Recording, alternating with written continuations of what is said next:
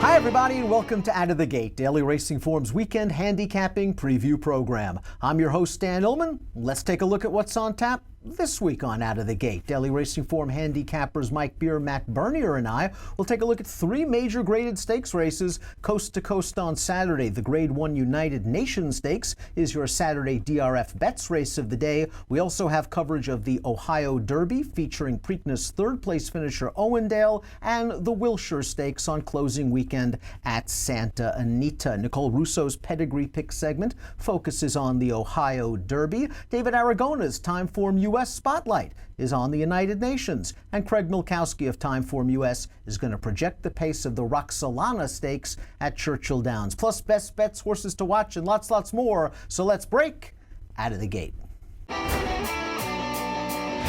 We begin Out of the Gate with our horse watch segment. Mike Beer, Naira analyst, you found a horse that ran last. Yeah, I love horses. I love horses that finish last. I think this might be two in a row finishing last for Ghost Giant.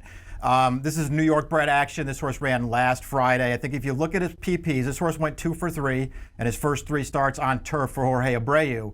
His last 2 starts, look at the short comments. Bump early, lack room quarter.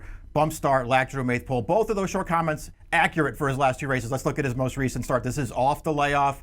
He is off the pace down on the inside for Manny Franco. And listen, it's just not going to work out. I don't think Manny did anything wrong here. He's getting the run of the race right now. It looks like he's going to come through the inside in a race that's coming back for him. Unfortunately for him, he's got nowhere to go right now. And this is him losing his best chance in a race that was setting up really well for him. He's going to wind up finishing last, but obviously had more horse than that. He was very unlucky. That's 2 times in a row. Maybe he gets lucky next time. Extremely unlucky, and the running line's going to look ugly, and maybe the price is going to be better because of it. That is a sharp horse watch. Matt, this one's named after you. Mr. Hustle, you've been on fire, hustling, you're handicapping. Tell us about this horse. This one didn't finish last. No, this one actually went out and strutted his stuff a little bit. This is a 2-year-old first-time starter named Mr. Hustle going out for Roger Ratfield. His first start was just a few days ago, 5/8 of a mile up at Woodbine. Let's take a look at that replay right now. Don't mind the horse that blows the turn here. He's, again, a bunch of babies, 2-year-olds, figuring things out. Mr. Hustle down on the inside was very professional throughout. He goes off, wins by more than 5 lengths, earns an 83 buyer. The reason I think this is as impressive as it is, you take a look in formula the past 5 years with first-time starters for Roger Ratfield. 9 for 95. They come back. 6 of the 8 that won in their first start, they went on to win stakes races. Usually, this is not necessarily a barn that gets them cranked up and ready to roll unless they're the goods. I think Mr. Hustle could end up being one who was seen a stakes race sooner than later. I found a promising 2-year-old as well that won first time out. This one was at Laurel. Her name is Shippy, and she was training fast at Penn National leading up to her debut. A couple of 5 furlong works in 59 and change, and when she shipped up to Laurel, she was no secret. She was 2 to 5 on the tote, and here's why. They turn into the stretch, and Shippy set sail for home. I'm on point today, guys. Shippy sat just off the pace, blew to a 5-length lead on the turn under a very confident ride. This is what's known as just dominating a field, winning by almost 11 lengths, 5 furlongs, 56 and change, 87 buyer speed figure, and I'm thinking you win a race like this, you show up in the Schuylerville on opening day at Saratoga. This is a daughter of Midshipman that sold for $77,000, currently trained by Timothy Kreiser, but I wonder if those Penn National base connections have been having the phone ring off the hook after this impressive debut performance. I'm expecting Shippy to be stakes bound very soon. Let's get to some handicapping. The Grade 1 United Nations at Monmouth is our Saturday DRF Bets race of the day.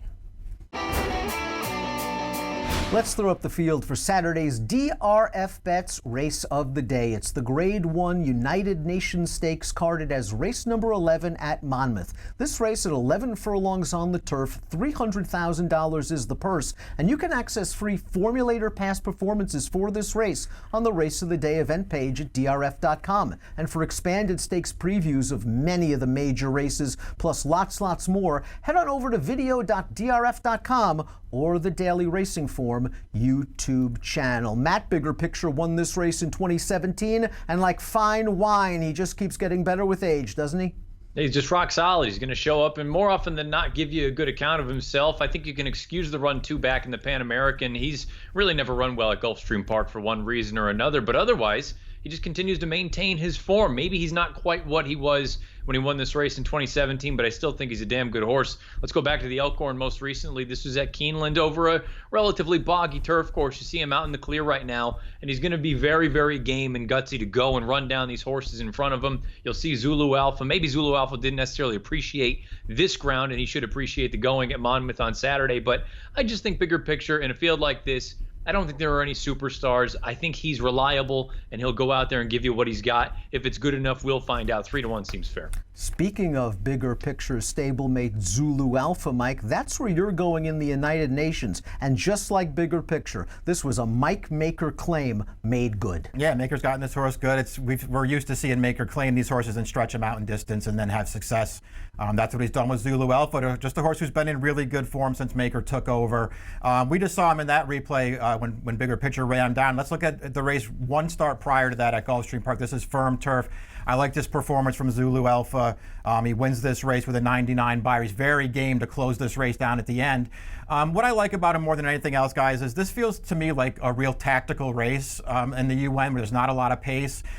Trips are going to be paramount. Zulu Alpha is the kind of horse who has a running style that will get him good trips in his races. He can be forward if you need him to be forward, and I think that will be the case on Saturday. I think he fits really well in this field, and I just feel like he's the kind of horse at a square price has a real chance to just be better than these horses. I think Mike said a mouthful that trips are going to be paramount in this race, and you want to be close. In my top selection, the number 2 Channel Cat has the speed to be close to the pace. We're going to go back to his most recent win, his final start as a 3-year-old. This race at Laurel over very yielding ground. He was up close to the pace, he took over on the turn, and he goes about his business to beat a pretty decent horse in admission office. He was away after that. He's only raced twice now as a 4-year-old. Once in the Fort Marcy off a long layoff over very testing ground, and then last time in the Grade 1 Manhattan where he was no match for Bricks and Mortar, arguably the best horse in the country. I think Channel Cat's coming into this race in good form in his 3rd start of the cycle. Again, he can be close to the pace. You rarely see Todd Pletcher wheel him back in 2 weeks. He must like what he's seeing from Channel Cat, and I'm hoping he gets the jump on these horses turning into the stretch. I also hope he drifts a little bit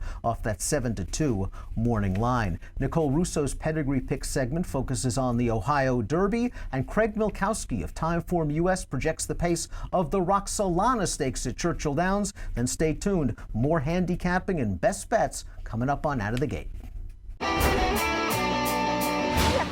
Nicole Russo coming to you for Out of the Gate, and this week I want to take a bit of a closer look at the Grade 3 Ohio Derby on Saturday. As we look at the field, you'll see some familiar names, including Owendale, the morning line favorite off his 3rd place finish in the Preakness Stakes. You'll see a familiar name in Grade 2 winner Long Range Toddy, who is making his first start since a rough trip in the Kentucky Derby on a sloppy track. But I want to zero in on kind of one of the newcomers here, again, as we keep moving into that 2nd season for the 3-year-olds, Bethlehem Road. Now, he is stepping way up in class, but he's undefeated in 3 starts, including this front-running stakes win at his home base of Parks last out. He's by Quality Road, who, of course, can sire a 2-turn type quality horse. Champions Abel Tasman, Caledonia Road, and so many others to his credit. But the female side of this family really gives me a bit of a cause for pause as we look at Bethlehem Road going longer. He's out of Ali Darla, who was a Grade 3 placed mare, but she never won beyond 5 furlongs. Broodmare sire Honey Hughes, better known as a sprinter, although he is the broodmare sire of champion Monomoy Girl. Bethlehem Road is the first winner out of his dam. She's a half to a Red Tie Day, who was a stakes winner on turf and graded stakes placed, going very long on the turf. But overall, the impression under that first dam is one of speed. I think there's a bit of speed in the Ohio Derby. I'm not quite sure how Bethlehem Road is going to cope with this trip, again, against some horses who already have proven graded stakes form. I will be very interested to see what they do with this horse down the road, because of course there are plenty of shorter 1-turn targets for 3-year-olds out there in the summer, including races like the Amsterdam and the Allen Jerkins at Saratoga. So I do think that Bethlehem Road looks like a talented horse who might be a player in this second season, just not sure that it's necessarily going to come around 2 turns. Thanks for tuning in this week on Out of the Gate as we take you through all of the weekend's action from coast to coast. Hi, this is Craig Mulkowski at Timeform US for this week's edition of Out of the Gate. In my Pace Projector segment this week, I'm going to take a look at the Roxolana Overnight Stakes being run as the 10th race Saturday at Churchill Downs. It's a 6-furlong race for 3-year-old and up fillies and mares, and that has some significance here as the race drew the really strong favorite 7-5 Kofefi, a 3-year-old, who's going to take up some salty older horses, including Grade 1 winner Mia Mischief, who won at Churchill Downs on Derby weekend. You can see in the upper right-hand corner, we're projecting the race to have a fast pace. Not only is there plenty of speed drawn, but we also show 3 horses lined up right at the front with each other, expected to be dueling. You can see in a closer look, we show those 3 horses here. It's number 2, Kofefe, number 6, Classy Act, and also number 8, Salt Bay. Let's take a closer look at each of those. Kofefe is a really exciting 3-year-old. She actually has run the fastest Timeform US speed figure of any 3-year-old of any sex with that 128 last out at Pimlico. She actually sent me to the video recorder to make sure the race was timed so fast as she shattered the Pimlico track record. But it was definitely a legitimate time. She ran really fast and the figure was deserved. She is a deserving favorite in here, but I think there are some worth maybe taking a small shot against. Just to continue on that fast pace segment, let's take a look at Classy Act. She's a horse who's very fast early and should give Kofefe a battle for the lead. You can see she led the Grade 1 test stakes earlier last year. In her first race off a long layoff, about 9 months I believe it was, she came back at Churchill in the Winning Colors Stakes. She was up front early before fading late, but I expect her to be a bit sharper second time out off of that layoff. The other horse we have projected up there on the front early is Salt Bay, and you can see a quick look at her PP. She's a horse that likes to lead early. She was in that same Winning Color Stakes. She wasn't quite able to get there, but she's certainly going to try. Now let's take a look at a couple horses I think can give Kofefe a run for her money. And we'll start with Grade 1 winner Mia Mischief. She came back and won the Humana Distaff, like I said, on Derby weekend at Churchill Downs, and did so in her 3rd start off the layoff. She showed an improving figure pattern, and she ran a really nice 122 that day. What's important with her is not only is she fast, she's an older filly, but she's a horse who has proven she can win from off the lead. She did that at Oaklawn earlier this year. She can rate a little bit. She's not a big closer, but she's one that doesn't have to be involved, and that could be important here. But she doesn't offer much value either. I think she's 8-5 on the morning line, just a step below Kofefe. So what I did was find a horse that I think is going to run well at much bigger odds, and I plan on using her in exactas with the 2 we've talked about, Mia Mischief and Kofefe, and that's number 1, All Struck. I think she's got quite a bit of hidden form. She's been in a lot of slow pace races lately. Last time she finally caught a fast pace in that race we've talked about, the Winning Colors. But in this case, she had some traffic trouble, and I think she's a horse that's really has some hidden form. You can look way further back in her PPs. She was a really steady horse, able to run 110 type Timeform US speed figures. That still probably isn't going to be enough to get the job done, but I think she's definitely going to be running late, and I'm going to use her in exactas. I'll play a small win bet on All Struck number 1, and I'm going to use her in exactas with Mia Mischief and Kofefe. That does it for me for this week on Timeform US for Out of the Gate, and we'll see you again next time.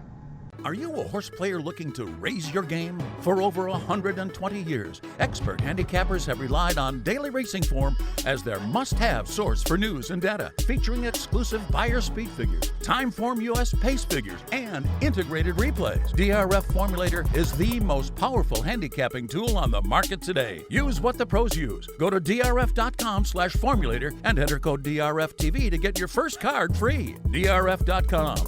Raise your game. So you think horse racing's all about fancy hats and mint juleps? But horse racing is a big business in the Commonwealth, from the breeding shed to the racetrack. It's all part of a multi-billion-dollar industry. So I bet you're wondering, where do I start? We all have the same answer. U of L, U of L. the University of Louisville. We're all graduates of the Equine Industry Program. So what are you waiting for? The UFL Equine Industry Program has been developing leaders for over 32 years. Apply today.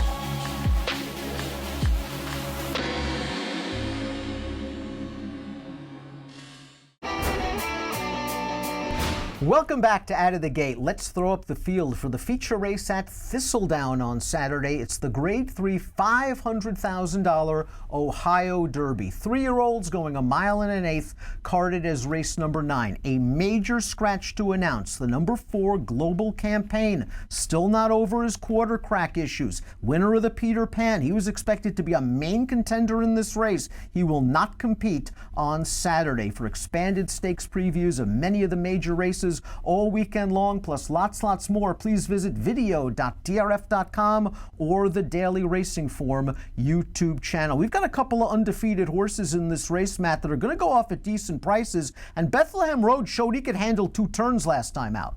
Yeah, Bethlehem Road just feels like if you're against the 2 favorites in here, if you're against Owendale and you're against Long Range Toddy, Bethlehem Road in many ways feels like the logical alternative. You made mention perfect 3 for 3, and the 2 turns was a question until he answered it most recently. Let's go back to that race. It's a little stakes race up at Parks. A little bit early with the lead change rounding the far turn. I don't want to hold that against him too much. The fractions, according to Timeform US throughout, were all bright red and fast, meaning this horse was out there winging it. And you can see him up in the upper right-hand corner, 22-1, 46-1 for a half mile. He holds off this late charge from this horse on the outside. Look, I don't think it's the most brilliant finish you've ever seen, but again, if you're against the 2 short price favorites, maybe this horse makes some sense. He's been fixing that horse a knuckle sandwich in his last couple of races. He's been pretty sharp, and he's going to be forwardly placed. But with the scratch, Mike, the horse they're all going to have to beat is Owendale, who came through with a breakthrough effort when 3rd in the Preakness. Yeah, I mean, he does feels like a way the horse to beat in this race. I thought he actually broke through 2 back in the Lexington, which was, to me, a kind of race where it came a little bit out of nowhere. 98 buyer. He made a real early move into that race, and then he stayed on through the stretch. I was impressed by it, but I was just wondering if he was going to be able to back it up in the Preakness. We'll look at the Preakness right now. I would say that he did back it up in the Preakness. He's going to wind up 3rd in this race, but I thought he was a good 3rd. He came all the way to the outside, and he stays on very gamely to the end. He's going to wind up 3rd, just missing 2nd at the end, but listen, I thought he backed up his Lexington well in this race with the scratch of Global Campaign. He's a much shorter price now, but based on who he's facing, I think he should be, guys. His last 2 races are good. Matt, but Steve Asmussen has a really sharp horse in Long Range Toddy. You may not look it on the page, but I don't think this horse can stand on wet footing, and he had all kinds of problems in the Kentucky Derby. So this fella might be dirtied up a bit as he runs for a $500,000.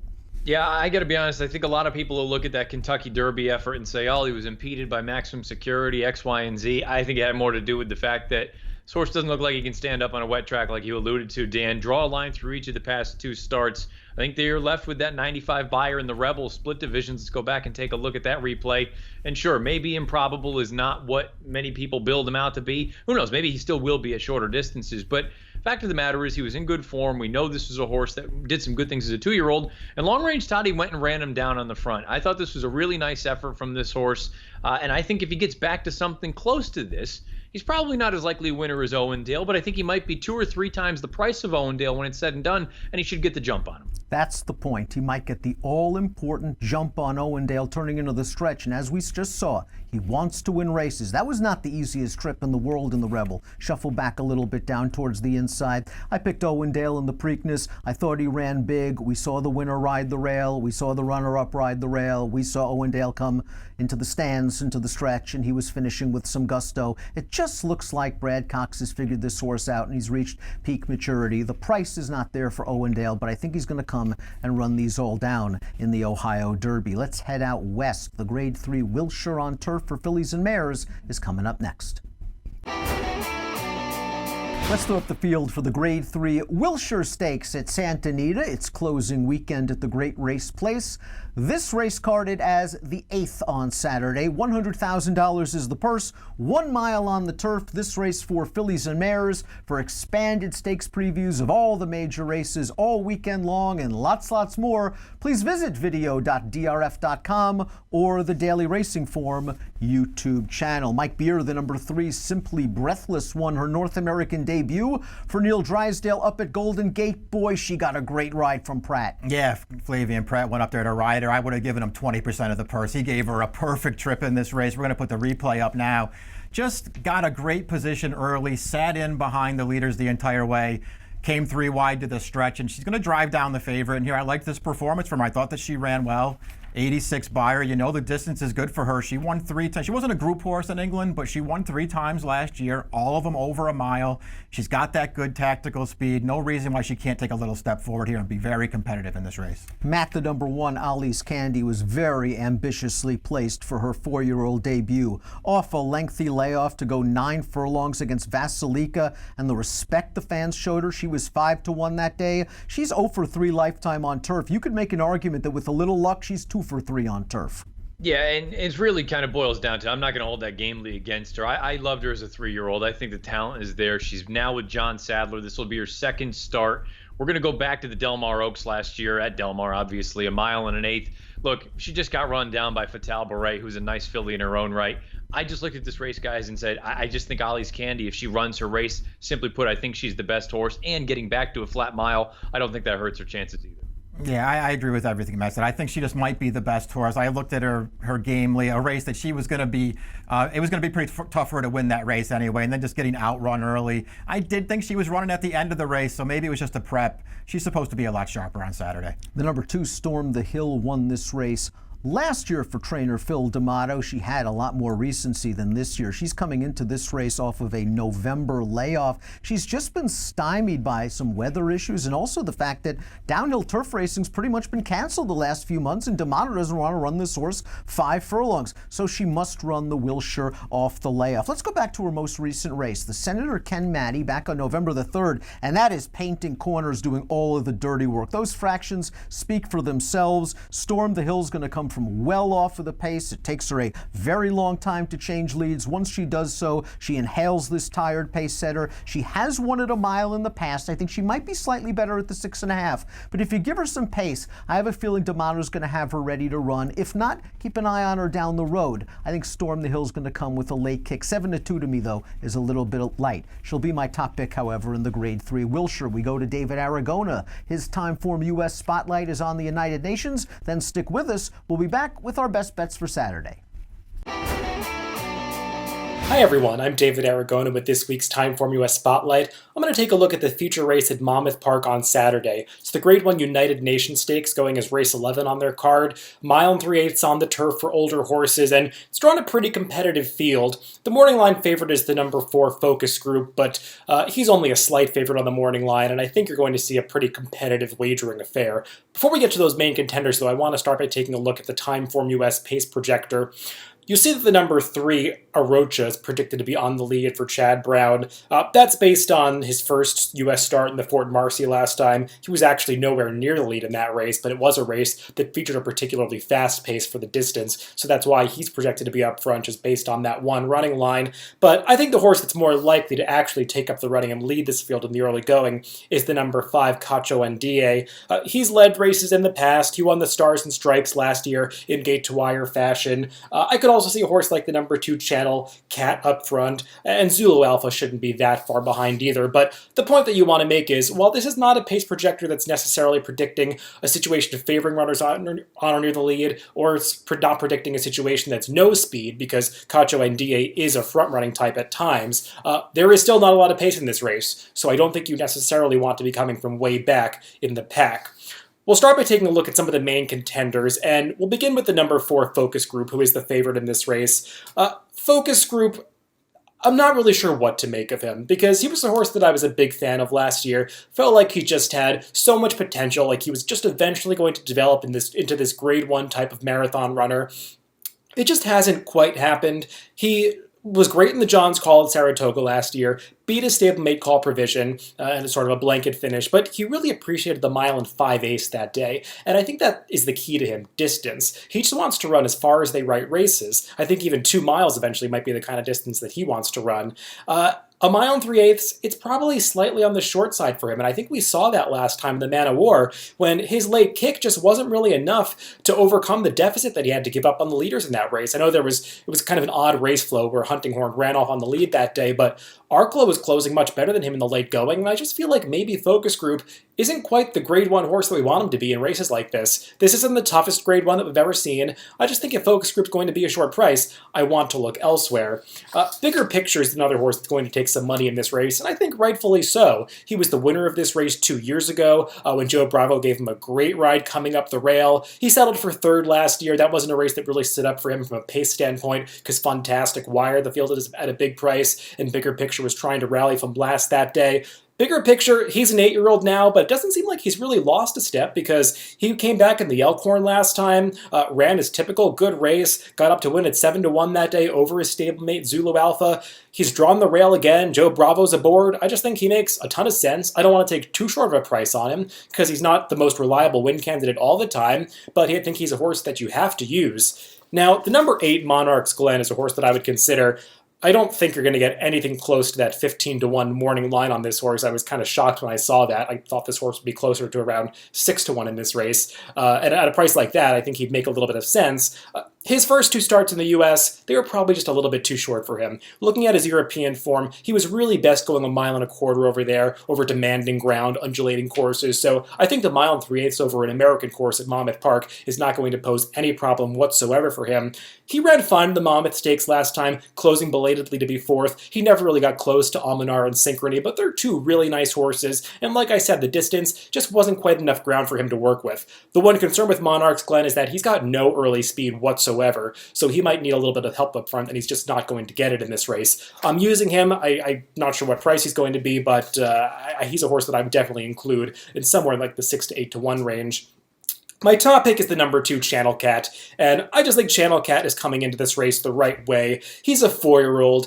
He's got more upside than a lot of these horses. Unlike Focus Group, who we've probably seen his ceiling at this point as a 5-year-old, Channel Cat's still moving in that right direction. He showed some ability towards the end of last year when they stretched him out in distance. He ran really well in that Dueling Grounds Derby, beating Cullum Road. Then he ended his campaign winning over a boggy turf course at Laurel, going 1.5 miles. He showed real stamina that day. Wasn't beating the toughest field. Admission Office was way behind him. He doesn't want to go that far. But I thought Channel Cat really showed that he has the stamina to handle these marathon distances. And his first couple starts of 2019, I have no problem with this Fort Marcy. He was involved in a fast pace that day. He didn't fall apart whatsoever. He actually put away the other pace setter Robert Bruce to finish 4th. And then last time in Manhattan, he was just a little overmatched. He's not going to be competitive with horses like Bricks and Mortar and Robert Bruce on firm ground. There's been some rain in the area. He handles wet turf courses, so that's not a concern at all. And you saw that pace projector. He shouldn't be too far off the pace, and he figures to get the jump on some of the closers. So Channel Cat, if he's in the 7-2 to 4-1 range in terms of price, he's the horse that I want to bet in the United Nations on Saturday at Monmouth Park. Now I'll send it back to the studio.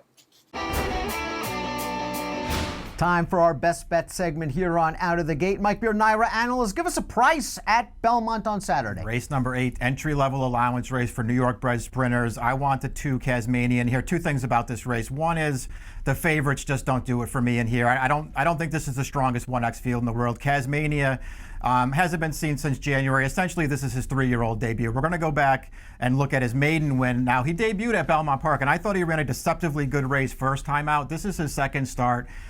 He's better than these horses. He's a very big favorite in here, and he's going to win pretty easily. But the 2nd, 3rd, or the 3rd, 4th, 5th, and 6th finishers from this race have all since won races. It wasn't a terrible field, and this horse wins easily with a 77 buyer as a 2-year-old. Any improvement off of that figure as he makes what is essentially his 3-year-old debut in here is going to put him in the mix, and he's 10-1 on the line in a race where the favorites are not strong. I'm betting this horse. Matt, from a horse to watch to a best bet. That's how it's done on this show.